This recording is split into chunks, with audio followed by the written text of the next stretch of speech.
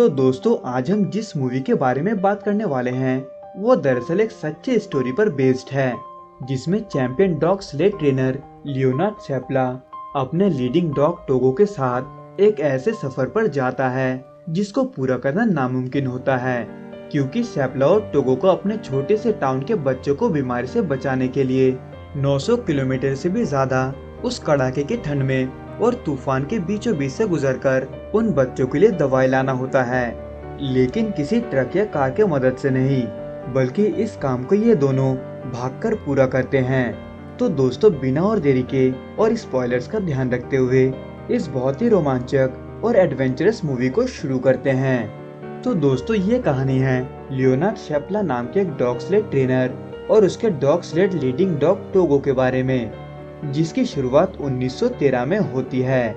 जब शैपला और उसकी बीवी कॉन्स्टेंस एक नए जन्मे साइबेरियन हस्की पपी को अपने घर में स्वागत करते हैं, जो कि और भी कई सारे कुत्तों के साथ अलास्का के एक छोटे से टाउन नोम नाम के टाउन पर रहते थे।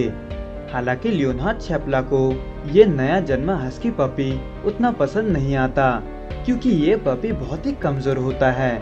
लेकिन शैपला की बीवी कॉन्स्टेंस को उस पपी से बहुत ही लगाव होता है, जिसके वजह से शैपला उस पपी को वहाँ से नहीं निकाल पाता। लेकिन शैपला अपनी बीवी कॉन्स्टेंस को ये पहले ही बता देता है कि वो उस पपी को ट्रेन नहीं करेगा, लेकिन दिन ब दिन वो पपी जितना बड़ा होता है उसको कंट्रोल करना उतना ही मुश्किल हो जाता है, क्योंकि शैपला जब कभी भी घर पर नहीं होता था वो पपी शैपला को ढूंढते हुए उसके काम और ट्रेनिंग के टाइम के बीच दखलंदाजी करता था, जिसके वजह से शैपला ने कई बार कई तरीकों से उस पपी को घर पर ही बंद कर रखने को ट्राई किया, लेकिन फिर भी वो पपी किसी तरह शैपला के पास पहुंच ही जाता था और उसके ट्रेनिंग के बीच दखल देता था, जिसके वजह से शैपला ने उस पपी से तंग आकर उस पपी को बेचने का कोशिश भी किया, लेकिन फिर भी वो पपी जैसे तैसे शैपला के पास वापस आ जाता था, जिसमें कई बार वो पपी घर के खिड़की तोड़कर या फिर दरवाजे के शीशे को तोड़कर वापस शैपला के पास आ जाता था, जिसके वजह से शैपला हार मान लेता है और उस पपी को ट्रेन करने के बारे में सोचता है, जिसके वजह से शैपला उस पपी को अपने डॉग स्लेडिंग टीम में शामिल करता है और उस पपी को सभी डॉग के पीछे बांध देता है, ताकि वो उन बाकी के कुत्तों के साथ उस स्लेड को उनके साथ मिलकर खींचना सीख सके। लेकिन शैपला वहाँ पर ये देखता है कि उस पपी में इतना एनर्जी होता है कि वो बाकी कुत्तों से छोटा होने के बावजूद भी उनसे बहुत ही तेज दौड़ता है। इसलिए शैपला उस पपी को धीरे धीरे एक के बाद एक कुत्ते के आगे रखता है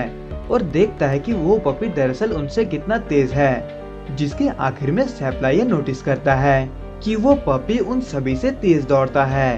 और अगर उस पपी को सही से ट्रेनिंग मिले तो वो डॉग स्लेड चैंपियनशिप भी जीत सकता है, जिसके वजह से शैपला उस पपी का नाम टोगो रखता है और फिर दोनों मिलकर अलास्का के सभी स्वीप स्केट्स के चैंपियनशिप जीत जाते हैं, जिसके वजह से टोगो और शैपला अपने टाउन में बहुत ही फेमस हो जाते हैं।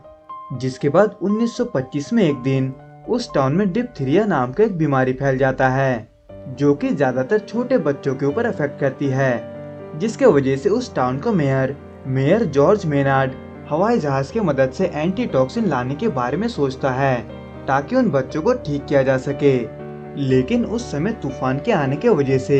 ये प्लान पॉसिबल नहीं हो पाता, इसलिए वो मेयर उस एंटी टॉक्सिन सिरम को लाने के लिए शैपला और टोगो को भेजने के बारे में सोचता है,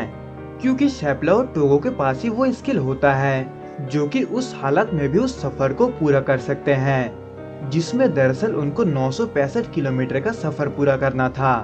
हालांकि जोखिम होने के बावजूद भी शैपला उन सिरम को लाने के लिए तैयार हो जाता है, लेकिन शैपला की बीवी शैपला से ये कहती है कि टोगो ये सफर नहीं कर पाएगा, क्योंकि उसकी उम्र 12 साल हो चुकी है और वो कोई अब जवान कुत्ता नहीं रहा, क्योंकि 12 साल कुत्तों के लिए बहुत ही ज्यादा उम्र होता है।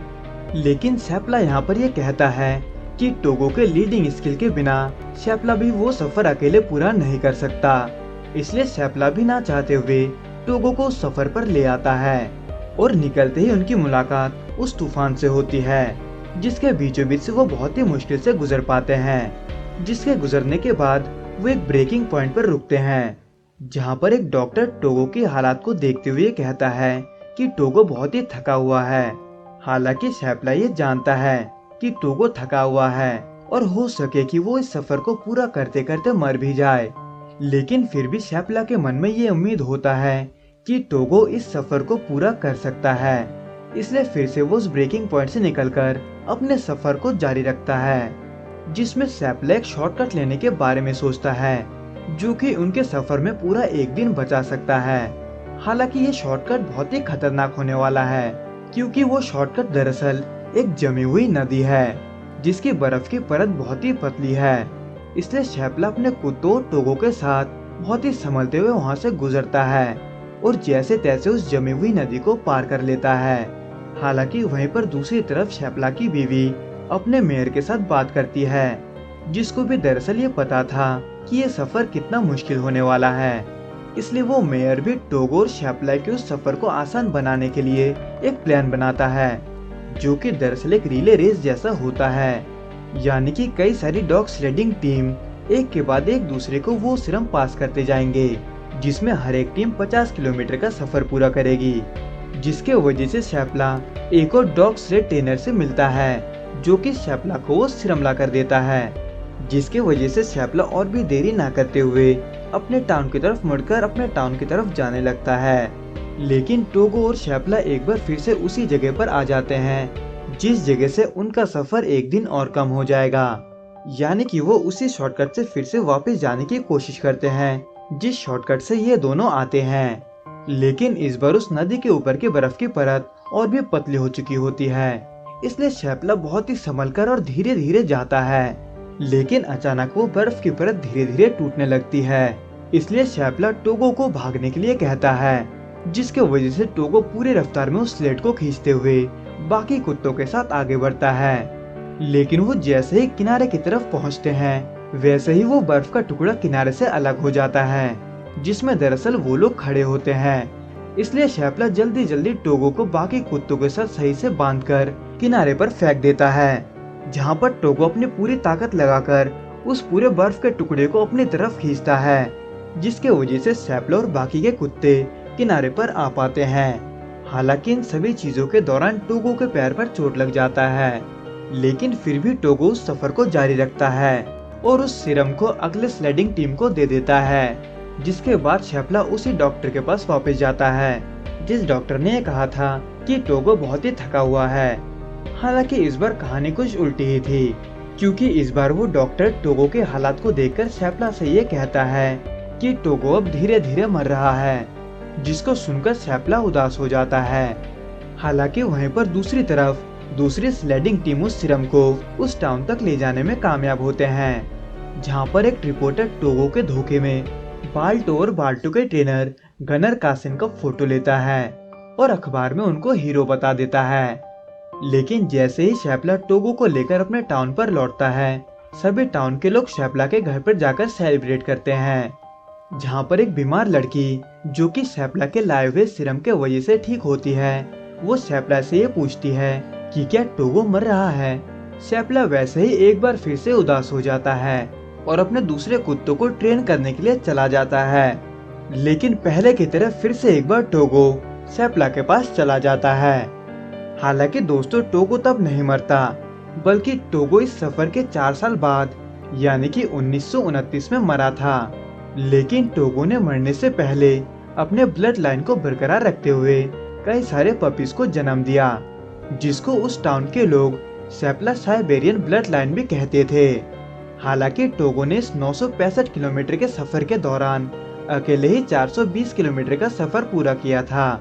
और बाकी के स्लेडिंग टीम ने 30 से 40 किलोमीटर का सफर पूरा किया था। लेकिन फिर भी इन सब के बावजूद भी टोगो के बहादुरी के वजह से टोगो के बजाय बाल्टो का पुतला न्यूयॉर्क में लगाया गया। हालांकि इस गलती को सुधारते हुए हाल ही में टोगो को एक बार फिर से दुनिया के सामने लाने के लिए टोगो को आज तक का सबसे बहादुर जानवर का खिताब मिला है।